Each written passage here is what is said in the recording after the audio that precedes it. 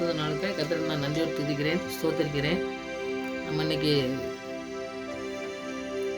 ஒரு தலைப்பு எடுத்திருக்கேன். அந்த தலைப்பு எல்லாருக்குமே நல்ல பயனுள்ளது தான். ஏன்னா ஆண்டவருடைய வசனம் எல்லாமே நமக்கு கற்றுத்தருவது எல்லாமே நமக்கு நம்முடைய வாழ்க்கைக்கு பயனுள்ளதாக இருக்கிறதுனால நம்ம அதிகமாக தியானிக்கணும். இந்த தலைப்புகளை எடுத்து நம்ம படிக்கும் பொழுது நமக்கு பிரயோஜனமாக மாத்திரமில்லை, மற்றவங்களும் பிரயோஜனமாக இருக்கிற மாதிரி ஒரு காரியத்தை ஆண்டவர் கற்றுத்தரதை நம்ம பார்க்கணும். இன்றைக்கி நம்ம கண்மணி போல் காப்பவர். நம்ம கண்மணியை போல் நம்ம காக்காருன்னா கண் ரொம்ப முக்கியமானது நம்ம வாழ்க்கைக்கு. நம்ம அதெல்லாம் கண் இல்லாதவங்களை நம்ம பார்க்கும்பொழுது தான் தெரியும். நம்ம பார்வை இல்லாதவங்க எப்படி இருக்காங்கன்னு சொல்லி பார்க்கும்பொழுது நமக்கு அந்த கஷ்டங்கள் எப்படின்னு நமக்கு உணர முடியும். அதனால் கண்மணி போல் காப்பவர்னால் அந்த கண்ணின் வெளியில் அந்த கருப்பாக ரவுண்டாக இருக்கும் பார்த்திங்களா, அது ரொம்ப முக்கியமானது. வயசானவுடனே போனோடனே பாருங்கள், அதுக்கெல்லாம் நிறையா அறுவை சிகிச்சை பண்ணி எல்லாம் செய்தாலும் நம்முடைய வாழ்க்கையில் ஆண்டவர் கண்மணி போல் காக்கிறவர்னு சொல்லியிருக்காரு. அப்போ நம்மளை கண்மணி போல் அவர் காக்கணும். அவர் காற்று நம்மளை வழி நடத்தும் போது தான் நம்ம கண்ணெல்லாம் நல்லா பார்வையெல்லாம் நல்லா இருந்து நம்ம வாழ்க்கையெல்லாம் நல்லா சுகபத்திரமாக இருக்கிறதுக்கு நம்ம ஆண்டவர் தான் நமக்கு உதவி செய்கிறதுக்கு இன்றைக்கி நம்ம தியானிக்கணும். கண்மணி போல் காக்கிற ஆண்டவர் நம்மளை யாருமே அந்த மாதிரி பாதுகாக்கவே முடியாது. அந்த மாதிரி பாதுகாக்கிற ஒரு ஆண்டருடைய வசனத்தை இன்றைக்கி தியானிக்க போகிறோம். அந்த பெரிய காரியங்கள் இந்த நாட்களில் செய்வார். ஜெயிப்போம். நல்ல தகப்பனே, நமக்கு நன்றி செலுத்துகிற சுவாமி. கண்மணி போல எங்களை காப்பேன்று சொன்ன தெய்வமே, எங்களை கண்மணி போல காக்கிற ஒரு தெய்வம் எங்களோடு கூட இருக்கிறீர் என்பதை நாங்கள் உணர்ந்து ஜெபிக்க இந்த நாட்களில் நாங்கள் படிக்க போகிற அந்த வசனத்தை நீங்கள் ஆசீர்வதித்து தாருங்க சுவாமி. நீங்கள் தான் எங்களை கண்மணி போல காக்கிறவர் என்பதை நாங்கள் உணர்ந்து ஜெபிக்க எங்களுக்கு கிருபை செய்யுங்க. எத்தனை வேதனைகள் வந்தாலும் அதன் மத்தியிலும் எங்களை ஆண்டவரை கண்மணி போல எங்களை காக்கிற தேவன் எங்களோடு கூட இருக்கிறீர் என்பதை நாங்கள் முழுவதுமாய் நம்பி எங்களுடைய வாழ்க்கையில் நாங்கள் கிரியை செய்ய வல்லமுள்ள தேவன் எங்களோடு கூட இருக்கிறீர் என்பதை நாங்கள் உணர மாத்திரம் அல்ல ஆண்டவரே, மற்றவர்கள் சொல்லத்தக்கதான கிருபையை நீ தரணுமா ஜெபிக்கிறோம். கண்மணி போல காக்கிற தெய்வமே உங்களுக்கு நன்றி செலுத்துகிறோம். எங்களை மாத்திரமல்ல, நாங்கள் ஆண்டவரே மற்றவர்களுக்கு ஒரு முன்மாதிரியாக இருக்க எங்களுக்கு நீங்கள் கிருபை செய்து வண்ணத்துமா ஆவியானவர் எங்களுக்கு உதவி செய்வனமா ஜெபிக்கிறோம். வசனத்தை தியானிக்கும் பொழுது ஆவியானவர் எங்களோட பேசி எங்களை நடத்தமா ஜெபிக்கிறேன். துதிக்கான மயமெல்லாம் நமக்கே செலுத்துகிறேன். ஏசு லட்சம் நாமத்தில் ஜெபங்கள்னால பிதாவே, ஆமென். இந்த பாடல் பாடி வசனத்துக்கு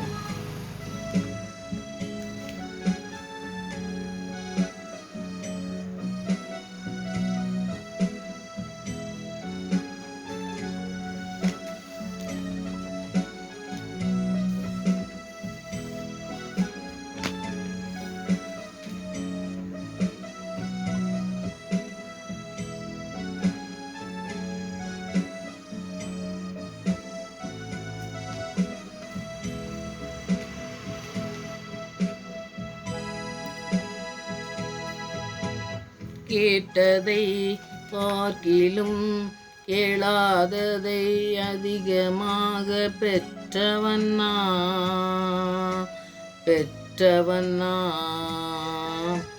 கேட்டதை பார்க்கிலும் கேளாததை அதிகமாக பெற்றவன்னா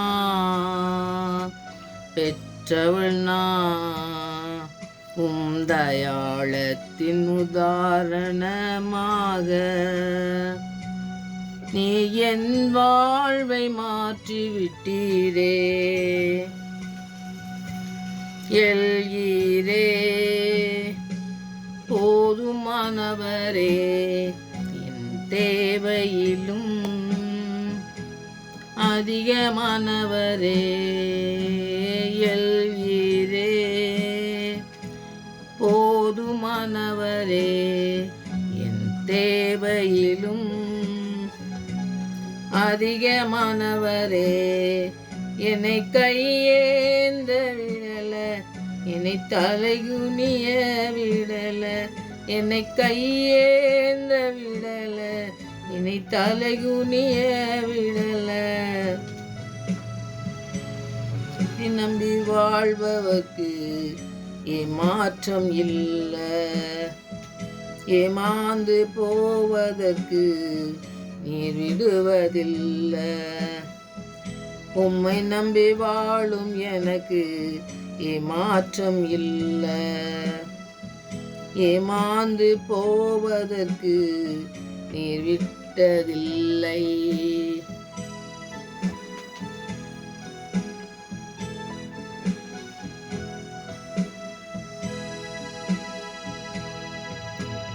பிள்ளையாய் பிறந்து கிருபையால் அரியணையில் அமர்ந்தவன் நான், அமர்ந்தவன் நான். பிள்ளையாய் பிறந்து கிருபையால் அரியணையில் அமர்ந்தவள் நான், அமர்ந்தவள் நான். கிருபைக்கு உதாரணமாக நீர் என் வாழ்வை மாற்றிவிட்டீரே. எல்ஈரே போதுமானவரே என் தேவையிலும் அதிகமானவரே. எல்ஈரே போதுமானவரே தேவையிலும் அதிகமானவரே. என்னை கையேந்த விடல, என்னை தலைகுனிய விடல, என்னை கையேந்த விடல, நீ தலைகுனிய விடல. உம்மை நம்பி வாழ்பவர்க்கு ஏமாற்றம் இல்ல, ஏமாந்து போவதற்கும் நீர் விடுவதில்ல. உம்மை நம்பி வாழ்பவர்க்கு ஏமாற்றம் இல்ல, ஏமாந்து போனதாக சரித்திரம் இல்ல. உம்மை நம்பி வாழும் எனக்கு ஏமாற்றம் இல்ல. அப்பா நீங்க இருக்க பயமே இல்லை.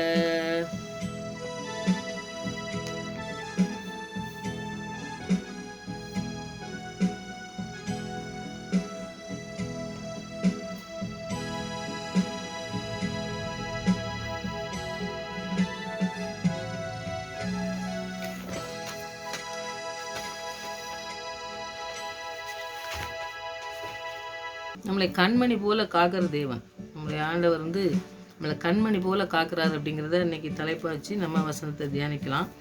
முதலாவது உபாகம் 32:10 நீங்கள் படித்து பார்த்தீங்கன்னாக்கி ஆண்டவர் எப்படி தெரிந்து கொண்டார், இஸ்ரேல் மக்களை தான் தெரிந்து கொண்டது. எப்படி இஸ்ரேல்னாலே உங்களுக்கு தெரியும், யாக்கோபுக்கு ஆண்டவர் பேர் வச்சது.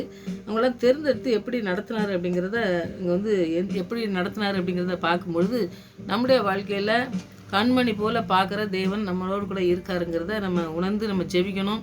நம்ம கண் எவ்வளோ ரொம்ப முக்கியமோ அதுபோல் நம்ம கண்ணை பாதுகாப்பேன்னு சொன்னோம். நம்ம கண்ணை தான் பாதுகாக்காரு, வேறு எதுவுமே பாதுகாக்க மாட்டாரா அப்படிங்கிறது அந்த மாதிரி இல்லை. இதில் நிறைய கருத்துக்கள் இருக்குது. நம்ம நிறைய நீங்கள் தியானிக்கும் பொழுது ஆண்டவர் அதோடு பேசுவார். நான் ஒரு சில வசனங்கள் சொல்லுவேன் பாருங்கள்.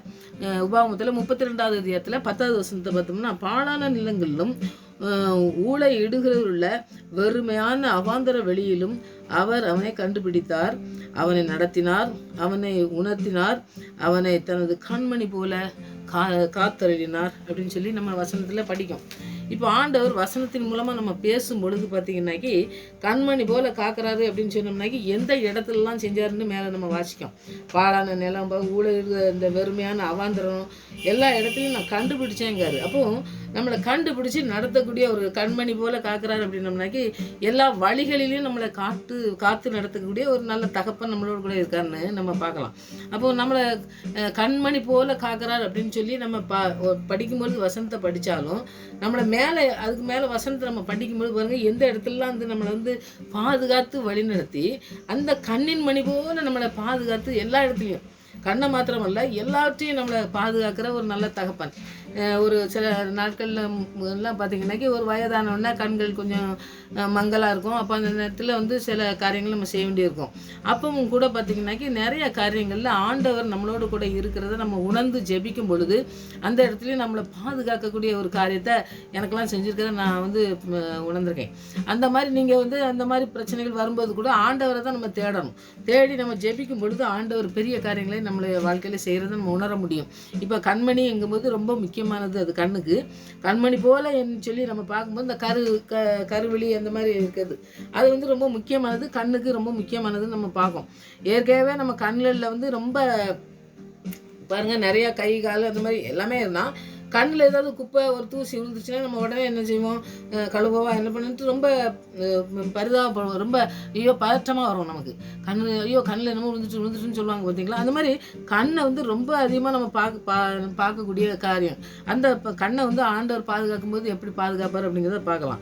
அப்போ வந்து பார்த்திங்கன்னா பார்வை நம்ம வந்து கண்ணுன்னு நம்ம நான் சொல்லிகிட்டே இருக்கேன்னு சொல்லலாம். நீங்கள் வந்து அப்போ கண்ணை வந்து நம்ம எப்படி பாதுகாக்கணும் அப்படின்னு அந்த மாதிரி பாதுகாக்கக்கூடிய ஆண்டவர் நம்ம பாதுகாக்கும். அந்த மாதிரி எதை பாதுகாக்கணுங்கக்கூடிய காரியத்தை திருப்பி வசனத்தில் நம்ம படிப்போம். கண் மணி போல் நம்மளை காப்பேன்னு சொல்லி ஆண்டவர் சொன்ன காரியத்தை நீங்கள் வந்து நம்ம கண் பார்வை இல்லாதவங்க இருக்காங்க பார்த்தீங்களா, அவங்கள நீங்கள் பார்த்தீங்கன்னாக்கி நிறையா நீங்கள் தெரியும். ஏன்னா வந்து நமக்கு சில நேரத்தில் இந்த இருட்டில் லைட்டோ ஏதோ போயிடுச்சுன்னு வைங்க, சில நேரத்தில் நமக்கு உண்மை தெரியாமல் இருக்கும்போது பார்த்தா நம்ம அதை உணர்ந்து பார்த்தா தான் தெரியும் எப்படி அவங்களுடைய வாழ்க்கை எப்படி இருக்குன்னு சொல்லி. மற்ற காரியங்கள் எது உடலில் சரீரத்தில் ஏதோ குறைகள் இருந்தாலும் கண் போனோன்னு பாருங்கள், கண் பார்வை இல்லாதவங்கள பார்க்கும்போது ரொம்ப பரிதாபமாக இருக்கக்கூடிய காரியங்கள் செய்கிறதுனால ஆண்டவர் வந்து அந்த காரியத்தை சொல்லியிருக்காரா அப்படிங்கிறது நம்ம தியானிக்கலாம். கண்மணி போல் உன்னை காப்பேன் அப்படின்னு சொல்கிறார். நான் எங்கெல்லாம் வந்து உன்னை கூப்பிட்டு வந்தேன், நான் உன்னை எப்படி நடத்துவேன் அப்படிங்கிறத சொல்லுறதை நம்ம பார்க்கலாம்.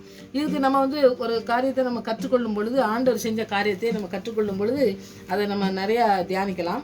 மார்க் எழுதின சுவிசேஷத்தில் ஆண்டவர் செஞ்ச காரியத்தை நீங்கள் செய்யலாம். அதை வந்து 10வது அத்தியாயத்தில் நீங்கள் ஒரு பேரை சொல்லியே நம்ம போட்டுக்கிறது நம்ம பார்ப்போம்.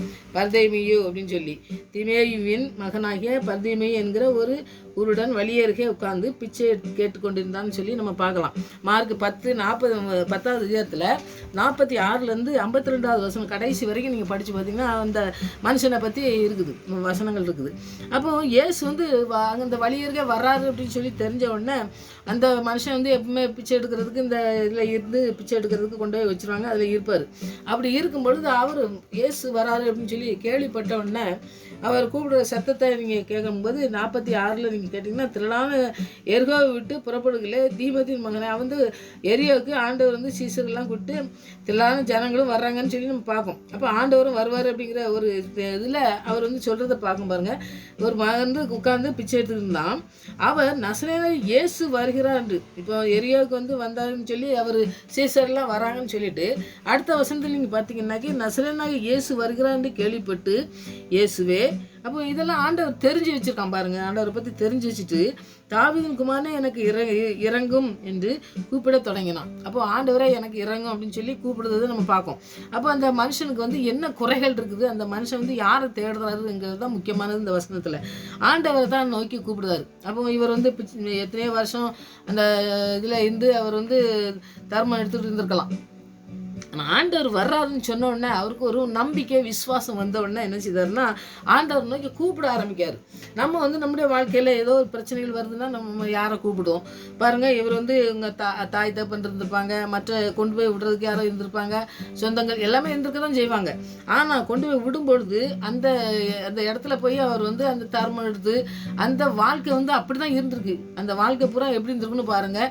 பார்வை கிடையாது, கொண்டு போய் விடுற இடத்துல விழுந்துட்டு சாப்பிட கொடுத்தாங்கன்னா சாப்பிடணும், போகிற இடத்துக்கு போகணும். அந்த மாதிரி ஒரு மனுஷனை இன்னொருத்தரை நம்பி வாழ்கிற வாழ்க்கையாக தான் இருந்திருக்கும் இந்த பார்வையற்றவங்களுக்கு. அப்படி இருந்துக்கும்போது அவருக்கு எவ்வளவு வேதனை இருந்திருக்குங்கிறத நம்ம உணர முடியும். அப்போ வந்து பார்த்திங்கனாக்கி அவர் வந்து ஆண்டவர் வர்றாருன்னா ஆண்டவரை பார்த்தோன்னே என்ன செய்தாருன்னா, ஆண்டவர் வந்து எல்லாரையும் சுகமாக்குறாரு அப்படின்றத கேள்விப்பட்டிருக்காரு. கேள்விப்பட்டதுனால தாவீது குமாரனே எனக்கு இறங்குன்னு சொல்லி ஆண்டவர்கிட்ட கேட்கணும், நம்ம எப்படியாவது பார்வையை பெற்றுக்கொள்ளணும் அப்படின்னு சொல்லி ஆண்டவர்கிட்ட கேட்கறதுக்கு போகிறாரு. நம்முடைய வாழ்க்கையிலையும் இது ரொம்ப முக்கியமானதுங்க. ஆண்டவரை நோக்கி நம்ம கூப்பிட்டு நம்ம என்ன கேட்குறோமோ அதை தரதுக்கு வல்லமை உள்ளவர்னு சொல்லி நம்ம விசுவாசத்தோடு கேட்கணும், அவர் செய்வார். அடுத்த வசனத்தை பார்த்தீங்கன்னா, அவன் பேசாமல் இருக்கும்படி அநேகர் அவனை அதட்டினார்கள், அவனோ தாவீது குமாரனே இறங்கும் என்று இன்னும் முன்னிலும் அதிகமாக கூப்பிட்டான். இப்போ பக்கத்தில் இருக்கவங்க என்ன செய்வாங்க, எப்போ என்ன ஜெபம் பண்ணுறா, உடனே அவர் வந்து வந்துட்டு இருக்காருன்னா உடனே அவனுக்கு எல்லாம் செஞ்சிருவாரா அப்படிங்கிறதுக்கு இந்த இடையில நம்ம வாழ்க்கையிலையும் பார்த்திங்கன்னாக்கி ஒரு நோய் பிரச்சனைகள் வந்துச்சுனாக்கி இதெல்லாம் ஒன்றும் உங்களுக்கு ஒன்றும் சரியாகாது, இதனால் நீங்கள் என்னத்தை பெருசாக செஞ்சிட போகிறீங்க அப்படின்லாம் சொல்கிறத நம்ம கேட்கும். நிறைய பேர் சொல்லுவாங்க. அப்படி சொல்கிறத கேட்கும் பொழுது அந்த மனுஷன் எப்படி இருந்தார், நம்ம எப்படி இருக்கோங்கிறத இந்த வசனத்தின் மூலமாக நம்ம தியானிக்கணும். நம்மளும் வந்து ஆண்டவர் மேலே விசுவாசம் வச்சு, அவர் வந்து ஆண்டவர் மேலே விசுவாசிச்சு ஆண்டவர் தான் கூப்பிடுவார். அப்போ பக்கத்தில் இருக்கவங்க என்ன சொன்னாலும் அது கேட்கவே இல்லை அவருக்கு, அவர் இன்னும் அதிகமாக கூப்பிடுவார். அப்போ ஆண்டவரை நம்ம எவ்வளோ நேசிக்கும், எவ்வளோ ஆண்டவரை கூப்பிடுவோம் அப்படிங்கிறது தான் ரொம்ப முக்கியமானது இந்த பார்வையற்ற மனுஷன்ட்டு நம்ம படிச்சுக்கொள்ளக்கூடிய காரியம். அடுத்தது பாருங்கள், அடுத்த வசனத்தை பார்த்தோம்னாக்கி 49வது வசனத்தை பார்த்தீங்கன்னா, இயேசு நின்று அவனை அழைத்து வர சொன்னார். அவர்கள் அந்த பார்வையற்றவனை அழைத்து திடன்கொள் எழுந்திரு உன்னை அழைக்கிறார் என்றார்கள். இப்போ கூப்பிட்டு ஆண்டவர் அந்த சத்தத்தை கேட்டோன்னு கூப்பிடுதார், கூப்பிட்டு என்கிட்ட கொண்டு வாங்க அப்படின்னு சொல்லுதார். அப்போது நம்முடைய வாழ்க்கையிலேயும் நிறைய பிரச்சனைகள் வரும்பொழுது நம்ம யாரை நோக்கி கூப்பிடும்போது பதில் தரக்கூடிய ஆண்டவரை நோக்கி கூப்பிடுதோமா, இல்லாட்டி அழிஞ்சு போகிற மனுஷன் நம்பி நம்ம தேடுதோமா அப்படிங்கிறத இந்த இடத்துல தியானிக்கணும். ஒரு பார்வையற்ற மனுஷனுக்கு எவ்வளோ விசுவாசம் இருந்துருக்கு பாருங்கள். இந்த விசுவாசம் நமக்கு வரணுங்கிறது தான் இந்த நாட்களில் நம்ம அந்த கண்மணி போல் காப்பாருன்னு சொல்லி நம்ம வாழ்க்கையில் நம்ம காக்கிற ஆண்டவர் நம்மளோட கூட பேசுகிறத இன்றைக்கி உணரணும். அதுதான் அந்த பார்வையற்ற மனுஷனை வச்சு நம்ம படிக்க அந்த வசனத்தின் மூலமாக நம்ம தியானிக்கிறது. ஆண்டவர் பாருங்கள் உடனே என்ன செய்கிறாருன்னு பாருங்கள். அவ்வளோ சத்தம் போடுறாரு, அவர் ஆண்டவர் வந்தாருன்னு அப்படி சுகம் கொடுப்பாருன்னு போகிறாரு, கூப்பிடுதாரு, எல்லாரும் தடுக்காங்க, அதுக்கும் அவர் நிற்காமல் இன்னும் அதிகமாக சத்தம் போடுதாரு. ஆண்டவர் நின்று அவரை வந்து கூப்பிடுதாருன்னு சொல்லி நம்ம வாங்கன்னு சொல்லி அழைச்சிட்டு போய் கொண்டே விடுதாங்க. இப்போ யாராவது கூப்பிட்டு போய் தான் விடணும். ஆனால் அந்த மனுஷனுக்கு என்ன செய்கிறாரு பாருங்கள். அடுத்த வசனத்தை நீங்கள் படிச்சுன்னா, உடனே அவன் தன் மேல் வஸ்திரத்தை எரிந்து விட்டு எழுந்து இயேசுவினிடத்தில் வந்தான். இப்போ எப்படி வந்திருப்பான்னு பாருங்கள். ஆண்டவர் எங்கே இருக்காருன்னு சொல்லி தேடி தடவிக்கலாம் அப்படிலாம் இந்த மாதிரி தெரியல. அவர் வந்து எல்லாம் இருக்கிறதெல்லாம் எல்லாம் இது வேண்டாம், இது தேவையில்லை, இவர்கிட்ட போனோம்னாக்கி ஏதாவது நம்ம பிரச்சனைக்கு சால்வ் கிடைக்கும், நம்ம கண்ணு பார்வை இல்லாமல் இருக்குது, அதுலேருந்து நமக்கு சுகம் தரதுக்கு வல்லமுள்ள ஒரு ஆண்டவர் இருக்காரு அப்படின்னு சொல்லிட்டு அவரை இயேசுவை வந்து அவ்வளோ நம்பிக்கை விசுவாசத்தோடு அந்த மனுஷன் வந்து போகிறத நம்ம பார்ப்போம். இப்போ நம்முடைய வாழ்க்கையிலையும் பார்த்திங்கன்னா நிறைய காரியங்கள் தடையாக இருக்கும், ஏதாவது தடை இருக்கும். அந்த மாதிரிலாம் பார்த்திங்கனாக்கி இந்த ஆள் எரிஞ்ச மாதிரி எல்லாத்தையும் எரிஞ்சிட்டு ஆண்டவர் நோக்கி போகணும். நம்ம போகிறோமா அப்படிங்கிறத நீங்கள் இது வந்து பார்வை மாத்திரம் இல்லைங்க, நிறைய காரியங்கள் அந்த மனுஷன் செஞ்சுருக்கிறத நம்ம பார்ப்போம். அப்படி அடுத்த வசனத்தை பார்த்திங்கன்னா, இயேசு அவனை நோக்கி நான் உனக்கு என்ன செய்ய வேண்டும் என்று இருக்கிறாய் என்றார். அதற்கு அந்த மனுஷன், ஆண்டவரே நான் பார்வை அடைய வேண்டும் என்றார். இப்போ ஆண்டவருக்கு தெரியும் இவன் வந்து கண்ணு தெரியாமல் வந்திருக்கானா அப்படிங்கிறது தெரியும். ஆனால் வரும்போது பார்த்தீங்கன்னாக்கி எல்லாத்தையும் எரிஞ்சிட்டு வரதை பார்த்தோம்னாக்கி ஸ்பீடாக வரும்பொழுது ஆண்டவர் கேட்காரு, உனக்கு என்னப்பா வேணும், ஏன் இப்படி சத்தம் போட்டு கூப்பிட்டியே, யாருன்னு சொன்னதையும் கேட்கல, நீ கூப்பிட்டியே, அப்போ உனக்கு என்ன வேணும் அப்படின்னு சொல்லி கேட்காரு. பார்வை அடைய வேண்டும்னு சொல்கிறாரு. இயேசு அவனை நோக்கி என்ன சொல்கிறாருன்னு பாருங்கள், நீ போகலாம், உன் விசுவாசம் உன்னை ரட்சித்தது என்றார். அப்போ ஆண்டவர் வந்து என்ன சொல்கிறாருன்னா, என்னால் தான் சுகப்படுத்த முடியும், நீ உனக்கு கண்ணு இல்லையா, உனக்கு கண்ணு நான் என்னது தர முடியும் அப்படிங்கிற மாதிரி காரியத்தை எதுவுமே செய்யலை. ஆண்டவர் என்ன செய்தாரு, நீ போ. அப்போ இவன் வரும்பொழுது எப்படி வந்தான், பார்வையற்று வந்தாலும் எல்லாத்தையும் தூக்கி எரிஞ்சிட்டு ஒன்றுமே வேண்டாம், இந்த பிச்சை எடுக்க வேலையே வேண்டாம் அப்படின்ற மாதிரி தான் தூக்கி எரிஞ்சிட்டு ஆண்டவர்கிட்ட வரும்போது அந்த சுகத்தை பெற்றுக்கொள்ளணுங்க ஒரு விசுவாசத்தோடு வர்றானுங்க நம்ம பார்ப்போம். நம்மளும் ஆண்டவர்கிட்ட ஜெபிக்கும் பொழுது பார்த்திங்கன்னா நிறைய சந்தேகங்கள் வருது, இது நடக்குமோ நடக்காதோன்னு சொல்லி. அப்படி இல்லாதபடி இந்த மனுஷன் எப்படி போய் அந்த பார்வையை பெற்றுக்கொண்டாரோ அதுபோல் விசுவாசத்தோடு நம்ம ஜெபிக்கிறதுக்கு கற்றுக்கொள்ளணும். அடுத்தது ஆண்டவர் சொல்கிறாரு, நீ போகலாம், உன் விசுவாசம் ரட்சித்ததுன்னு தான் சொல்கிறாரு. அப்போ நீ விசுவாசத்தோடு வந்துட்ட, எல்லாத்தையும் தூக்கி எரிஞ்சிட்டு என்ன நோக்கி என்னை நோக்கி வரும் பொழுது நான் ஒன்றும் வெறுமையாக விட மாட்டேன். நான் ஒன்று வந்து என்ன செய்வேன், உனக்கு என்ன தேவையோ அதை நான் வந்து தந்து ஒன்று அனுப்பக்கூடிய காரியத்தை நான் செய்வேன் அப்படின்னு சொல்லி ஆண்டவரே இயேசு சொல்கிறத நம்ம பார்க்கோம். அப்போ பாருங்க, உடனே அவன் பார்வையடைந்து வெளியே இயேசுக்கு பின் சென்றான்னு சொல்லி அப்போ பாருங்க, உன் விசுவாசம் ரட்சித்ததுன்னு சொல்லி ஆண்டவர் சுகப்படுத்தி அவன் ஆண்டவருக்கு பின்னாடி போனான்னு சொல்லி நம்ம பார்ப்போம்.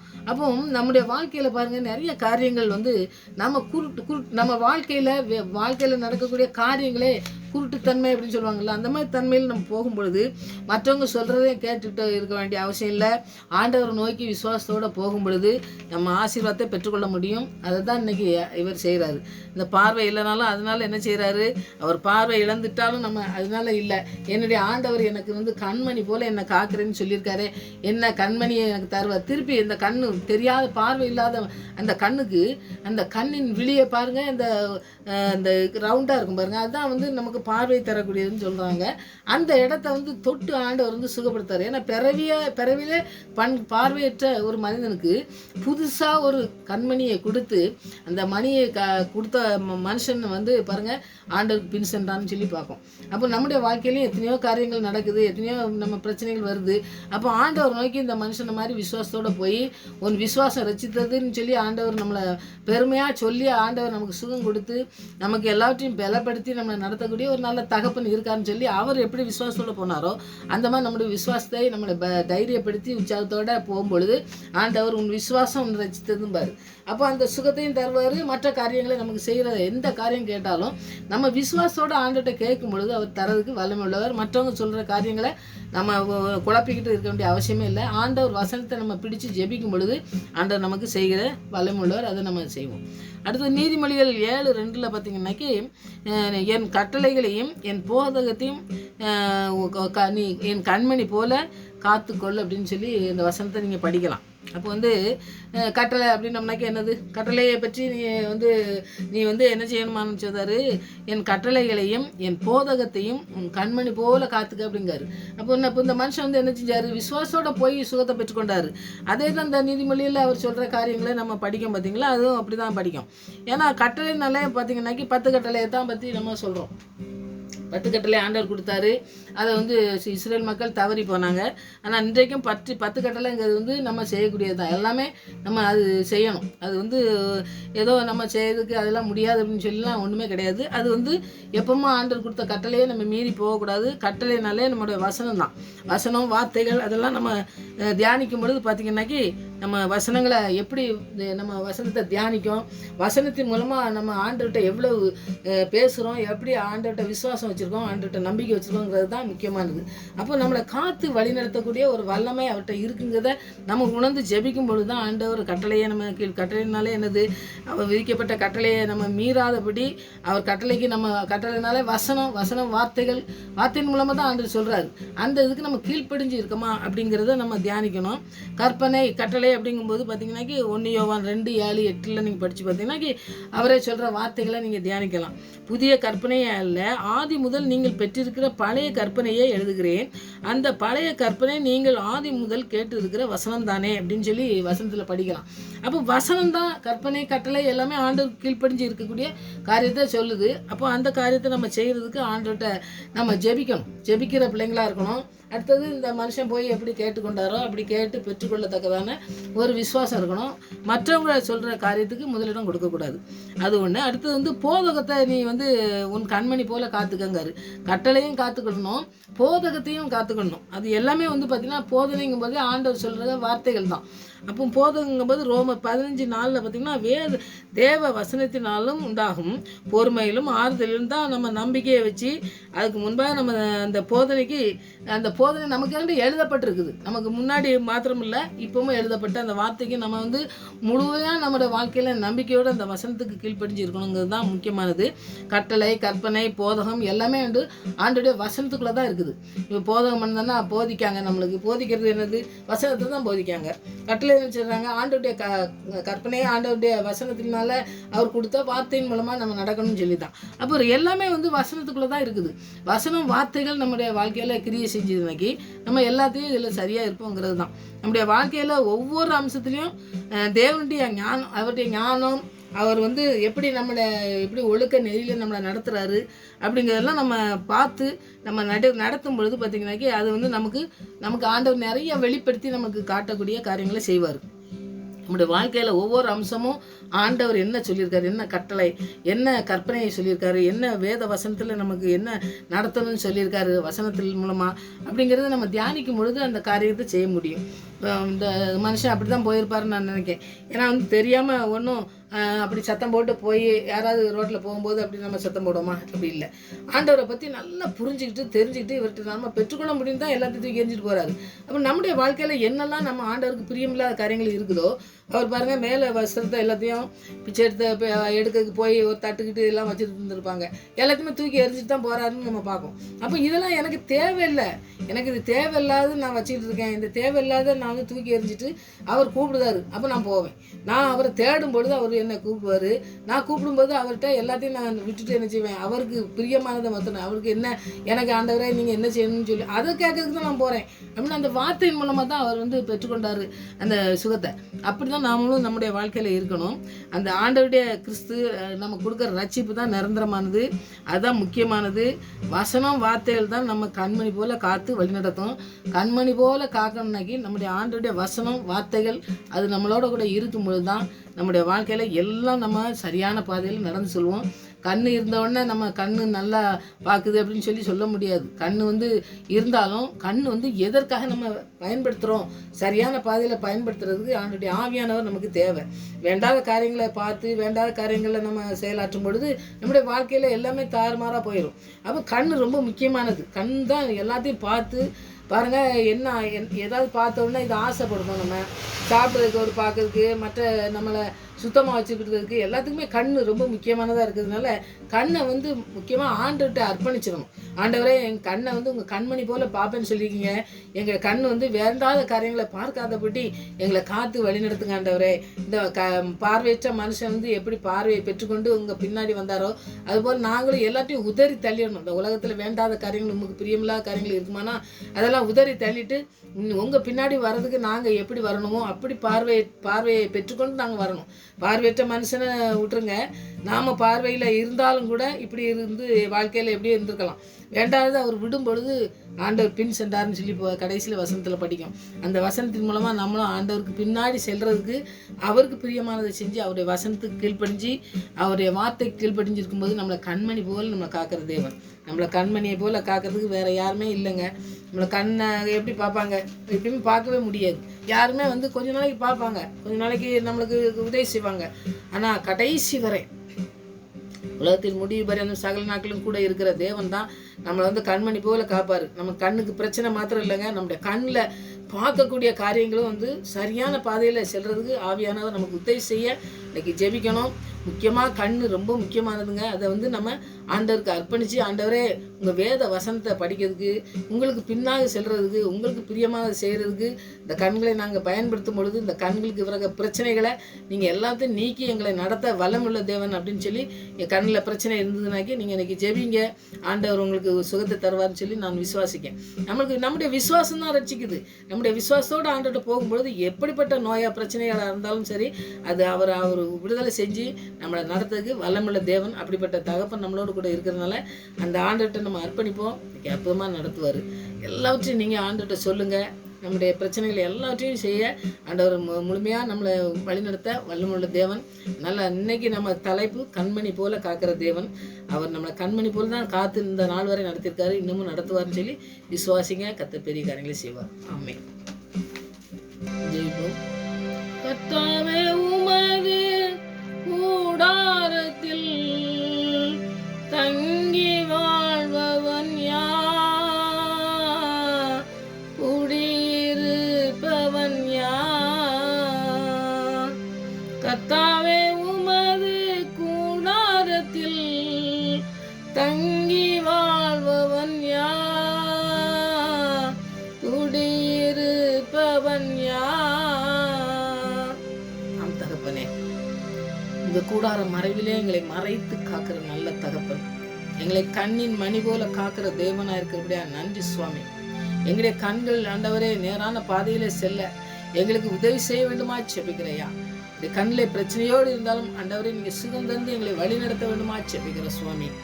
எங்களை முற்றிலுமாய் ஆண்டவரை சூழ்ந்து வழி நடத்துகிற தேவ கிருபை எங்களோடு கூட இருக்கிறபடியா நன்றியோடு துதிக்கிற ஸ்தோத்திரிக்கிற ஆண்டவரே. விசுவாசத்தோடு வந்து ரட்சிப்பை பெற்றுக்கொண்டு பின் சென்ற அந்த மனிதனை போல நாங்களும் இருக்க கிருபை தாங்க சுவாமி.